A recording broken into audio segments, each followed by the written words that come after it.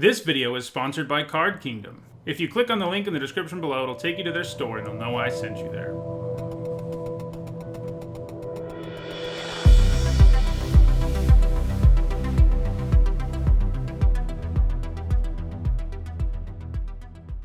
Hello everyone, I'm NISSA Hone, and it is Wednesday, so that means it's time for another MTG Top 10. In this video, we're looking at Planeswalkers. And you might be saying, wait a minute, you've already done Planeswalkers twice, and you'd be right, but this time I'm looking at them differently.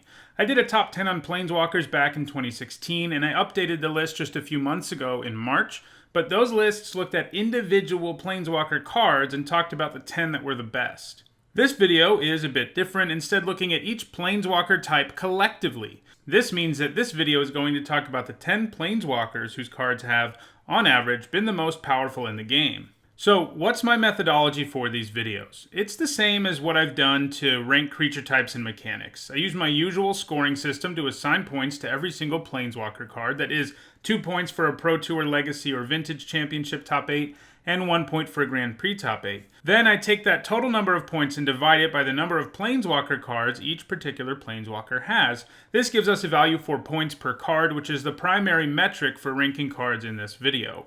There are a few caveats here. The first is that those Planeswalkers who appear in Planeswalker decks are completely disregarded. They are included in beginner products and intentionally powered down, so they aren't used when trying to get a complete picture of the best Planeswalker types around.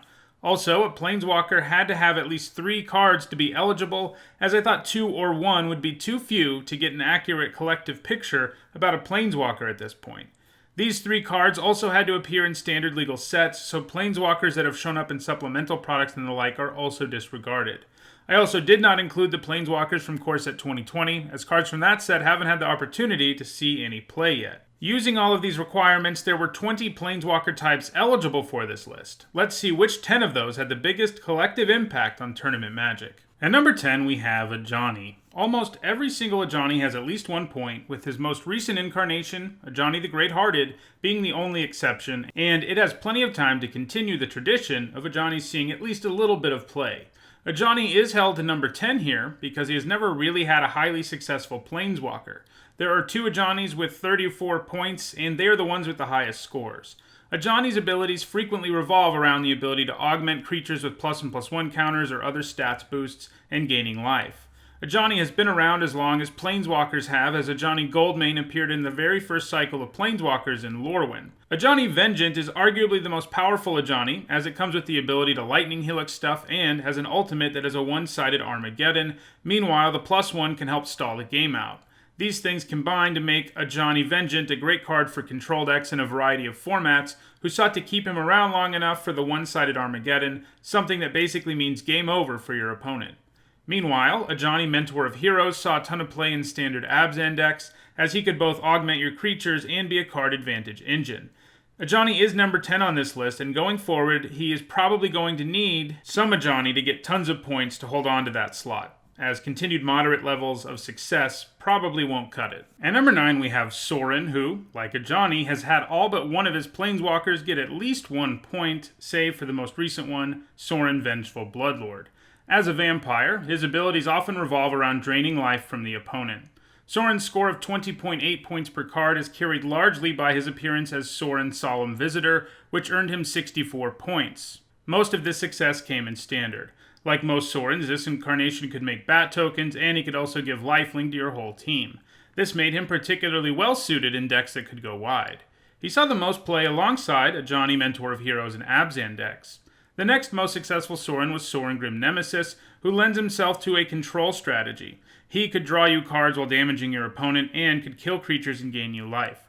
Orzhov Control was his most frequent home all in standard. Sorin's spot on this list is more secure than Ajani's, but it is still a little bit precarious. It will be interesting to see in a couple of years if he's still here. At number 8, we have Garruk, the first Planeswalker on the list to have had 100% of his cards, he's 5 for 5, earn at least 1 point or more. Garruk's success is somewhat comparable to Ajani's in that he doesn't have a single card that has gotten a ton of points.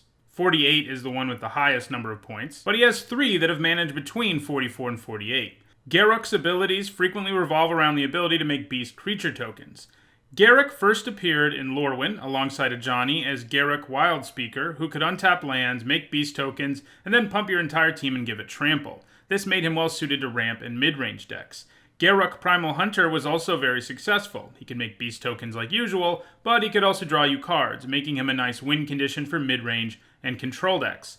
The most successful Garruk of them all is the double-face version, which starts as Garruk Relentless. Both sides of this Garruk also make creature tokens. Like a lot of Planeswalkers, he could build up incredible advantage over time, and this also made him a good fit for control decks. It has been a while since we've seen Garruk. M15 was the last time, but Mark Rosewater has hinted that we'll be seeing him again in the near future. It will be interesting to see if he can continue to have 100% of his cards earn at least 1 point. At number 7, we have NISSA, who has at least 8 points on 6 of the 7 Planeswalker cards she has appeared on. The one exception here is NISSA Ravain, who is super focused on Elf Tribal. While Elf Tribal is a thing in multiple formats, she is a little bit too underpowered to have found any success in them, although it is worth noting that NISSA Ravain is a staple in Elf Tribal decks in EDH. NISSA's abilities, NISSA Ravain notwithstanding, usually revolve around the ability to animate lands. The most recent NISSA Who Shakes the World, has already seen a decent amount of play. Her ability to permanently turn lands into creatures and double your green mana makes her a force to be reckoned with. She sees play in everything from Nexus of Fate to aggro decks. While this War of the Spark version of NISSA doesn't have a huge score just yet, I think she's going to end up with one in the long run. One of the most successful versions of NISSA is NISSA Worldwaker, who also permanently turns your creatures into lands and can give you an insane amount of ramp, thanks to the fact that she can untap a whopping 4 forests. The most successful NISSA of them all is NISSA Vastwood Seer, who transforms into NISSA Sage Animist. On her creature side, she draws you a forest, and in typical NISSA fashion, she likes lands, transforming when you get enough of them into play. Then she can help you draw cards, make an elemental creature token, and of course, animate a bunch of lands. This NISSA was the nastiest in collected company decks, which could hit her off of the eponymous instant. I think with the early success of NISSA Who Shakes the World, NISSA is likely to continue to climb up this list. At number 6, we have LILIANA. Like Ajani and Garruk, she made her first appearance way back in Lorwyn as LILIANA Vess. LILIANA has pretty classical black color pie abilities, like LILIANA Vess, who can make people discard cards, tutor things up, and reanimate a bunch of stuff. LILIANA was successful from the start, with LILIANA Vess being an excellent win condition for control in mid-range decks, since going after your opponent's hand was a great way to hamper their progress, and then her ultimate could pretty much end the game on the spot. There have been 2 LILIANAs who ended up being complete duds on the competitive scene. The first of these was LILIANA of the Dark Realms, who really wanted you to play mono black, but there wasn't really a reason to do that in the standard over time, so she didn't really work out. The other was the more recent LILIANA Untouched by Death, who suffered from a similar problem to NISSA Ravain. She really wanted you to play a tribal deck, but didn't really pay you off enough for doing such a thing. It is worth noting, though, that both of these LILIANAs have found success in EDH. In addition to LILIANA Vess, there are 2 incredibly successful LILIANA Planeswalker cards that help her towards her score of 33.25 points per card, in spite of having a couple of Planeswalkers with 0 points. They both cost 3 mana and bring you some insane power for a really low mana cost. First, there's LILIANA the Last Hope, who was good enough to come in at number 6 on my top 10 Planeswalker video. She can kill small creatures and draw you cards, which is all you can ask for at such a low cost. Then there's LILIANA of the Veil, who was good enough for the number 4 slot on that top 10. She can also get rid of creatures, but she also has a symmetrical discard effect and a very easy to pull off ultimate that can end games. Both of those LILIANAs continue to be multi-format all-stars, and as a result, they are both going to continue to help increase LILIANA's score. It doesn't hurt either that LILIANA Dreadhorde General is seeing a bit of play in Standard right now either. At number 5, we have CHANDRA, another Planeswalker who made her first appearance way back in Lorwyn. CHANDRA's pattern to success is kind of similar to LILIANA's. In fact, the first 3 appearances CHANDRA ever made all have 0 points. These CHANDRAs, with perhaps the most infamous version being CHANDRA Ablaze, just didn't do as much as most Planeswalkers. With CHANDRA Ablaze asking you to discard a card to do damage to things, and they had to be non-lands even, was kind of asking a lot when other Planeswalkers didn't ask for such an investment. However, after starting with 3 duds, all 5 CHANDRAs since then have 4 or more points. She has 3 walkers with more than 50 points. The CHANDRA with the second most is CHANDRA Flamecaller. Her ability to wipe the board and be a win condition all on her own thanks to her elemental tokens made her appealing to control decks. CHANDRA also has one extremely powerful and successful Planeswalker from the recent past, CHANDRA, Torch of Defiance, who has 163 points and came in at number 3 on my top 10 Planeswalkers video. Like many of the best Planeswalkers out there, she can draw you cards and act as removal, and this has led to her seeing a ton of play in multiple formats. While CHANDRA Torch of Defiance and CHANDRA Fire Artisan are both actively accumulating points right now, CHANDRA also has 3 new Planeswalkers in Core Set 2020, and whether or not they see play will probably have a large impact on her future on this list. At number 4 we have Gideon. Gideon's most unique characteristic is that in all of his appearances he has the ability to turn himself into a creature. Almost every Gideon has at least 1 point. The one exception is Gideon Champion of Justice, who is not well suited for competitive formats since to succeed, he wants your opponents to have a huge board, which usually means you're not going to be succeeding.